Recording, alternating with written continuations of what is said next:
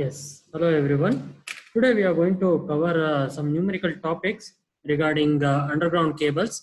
And in underground cables, we have grading of cables as the topic which is to be analyzed today. So let us see the first problem which is to be solved. This is the first problem which I have now.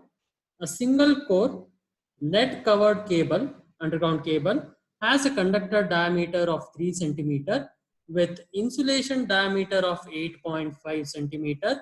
The cable is insulated with two dielectrics with permittivities of epsilon 1 equals 5 and epsilon 2 equals 3 respectively. The maximum stresses in the two dielectrics are 38 kilovolt per centimeter and 26 kilovolt per centimeter. Then you have to calculate the radial thickness of insulating layers and the working voltage of the cable. Now I have the central conductor diameter, I have the outer sheath that is being present, and later on I have the inner sheath, which is the outer sheath and the conductor. It acts as intersheathing material which is being present there between the outer sheath and the inner conductor which is being present. Next one, what I do here is, this is the conductor material and this one is the outer sheath which is being present. So the diameter is 3 centimeter, the capital D, which is the diameter of the sheathing material. Next, epsilon 1 equals 5, epsilon 2 equals 3, G1 max equals 38 kilovolt per centimeter. Next, G2 max equals 26 kilovolt per centimeter. Now, what is the equation that has been there? You have G1 max equals Q divided by pi epsilon 1 into D. So you have epsilon 1 equals 5, small d equals 3 centimeter. If you can substitute it, you will be getting the value of Q. So that is in terms of coulomb. So 38 kilo volt per centimeter. So 10 power 3, 38 into 10 power 3 divided by 10 power minus 2. So that you will have 38 into 10 power 5. So at the end, you can write it as Q equals 1.7907 into 10 power 6 coulomb, which is being present there. So next one, going on to G2 max, so you can find out what is D1 from here. So if you can observe, G1 max as D and G2 max had D1. So I'll rewrite the diagram again. So this is D, okay, this is D, this is D1 that is being present, and this is the overall diameter capital D which is being present there. So D1 equals 0.073 meter and it is approximately 7.3 centimeter. So D1 value is said to be 7.3 centimeter. We got to know now D, D1 and capital D, all the diameter parameters, which is 3 centimeter, capital D is 8.5 centimeter. So D1 is 7.3 centimeter. What you can see here is, so you will be having D, so let me write it here, D greater than D1 greater than D. So this is what we are generally following, and you will be having G1 max greater than G2 max, that is already being given there, and epsilon 1 greater than epsilon 2 which is being present there. So let me write it as G2 max properly, and you can find out D1 to be 7.3 centimeter. You can find out D to be 7.3 centimeter. Now I want to find out the thickness of the first dielectric. So you can see that, let me give an example of two concentric circles.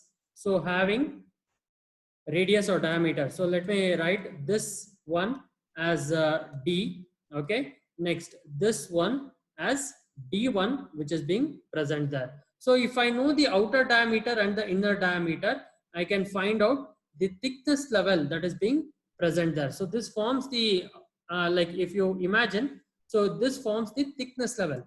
So what you can generally see here is D1 minus D divided by 2, that forms the thickness level. So only on the other side, so why it is 2? So I need to find out the thickness of one-sided. So this is what the thickness is all about.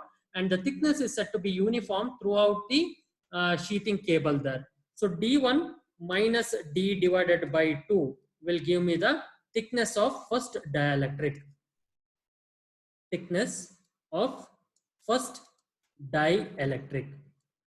Thickness of first dielectric. So that, let me write it as T1. So for our convenience. So thickness of the first dielectric is given as D1 minus D divided by 2. So 7.3 minus 3 divided by 2. So that will give 2.15 centimeter.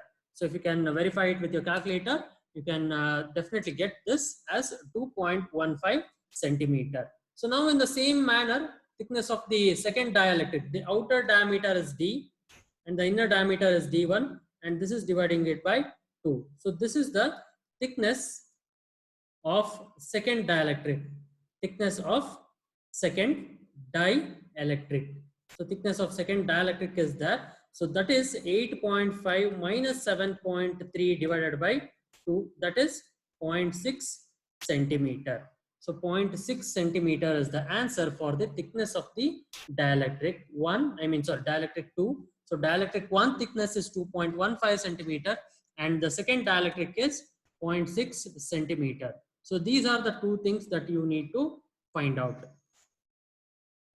So coming on to the next one, I need to calculate the working voltage of the cable. So the working voltage of the cable is nothing but the RMS value of the voltage that is being present there. So let me proceed with the solution, how to calculate the working voltage that is being present there. So in order to calculate the working voltage, so what I'll be doing, whether I'll be using G1 max or G2 max, so that is left to you. So if I use G1 max will be equal to 2V divided by small d ln of d1 by d plus epsilon 1 divided by epsilon 2 ln of capital T divided by d1, capital D divided by d1. Substitute all the parameters.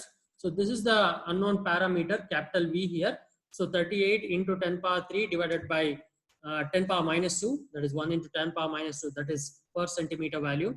Substitute all the values, epsilon 1, epsilon 2, d1, d and d in terms of logarithms and all, and you can get the peak value here.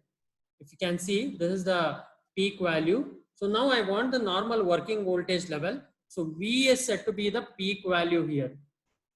V is said to be the peak value. Usually you can express it in kilovolt also directly. If you get 65,504, you can generally get this value in kilovolt, dividing it by 1000.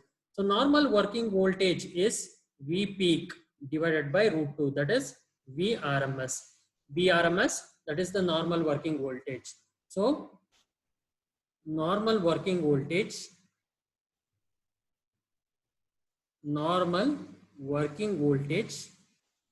is the RMS value of the voltage. RMS value of voltage. So that's what you can generally come across here, and this is the RMS value of the voltage that is being present there. So next one, if I want to go with the next problem, so hope you have understood the solution to the first problem. So next problem, if I want to solve, I'll be going on with the same type of problem where you'll be having for the same conductor diameter and overall dimensions. What it means, the conductor diameter and the overall dimensions like this, the thickness level and all. So compare the maximum permissible potential difference between the core and the sheath when the cable is ungraded with homogeneous dielectric. Next one, graded with 3 dielectrics with permittivities of epsilon 1, epsilon 2, epsilon 3. Epsilon 1 equals 5, epsilon 2 equals 4, epsilon 3 equals 3. So that's what it has been given there. So now if I want to go for first case, which is the ungraded cable. So if I want to go for the ungraded cable, what I need to do is I need to do the Gmax. So without any grading, without any terms like epsilon 1, epsilon 2, d1 being present, or no such parameters are being present. So it is just having a conductor and an outer sheath which is being present there. So if I want to analyze this, So I'll be going for the simple formula called as 2b divided by small d times ln of capital D by D. So you'll be getting V as 36.25 kilovolt after you substitute all the values which are being present here. So now if I want to convert this value to the RMS value, again you need to divide it by root 2. So that's what you can find out from the equation. So next one, with the grading being provided to it. So with the grading being provided to it, so what would be the equations that is being present there?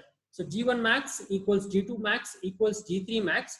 So entirely it is 33 kilovolt per centimeter. So in order to provide a uniform grading,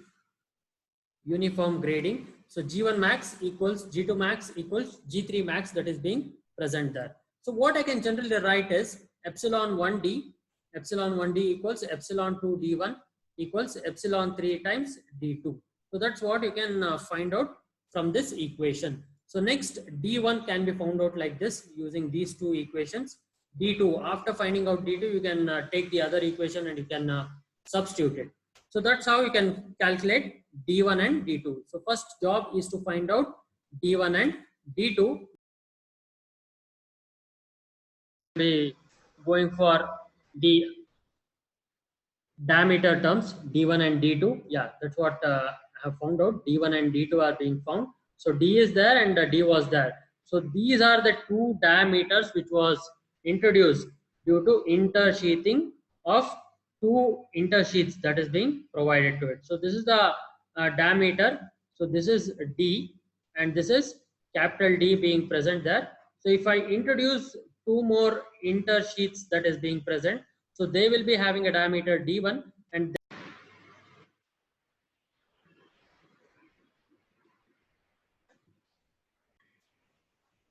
yes. So G1 max will be having this equation. So 2V divided by this terms which are being present there. And if you substitute it, you will be getting the value of V with intersheathings provided to it. With intersheaths provided, provided. So you will be having D1, D2. Yeah, these are the two diameters of the intersheath, and D and D are being present there as the normal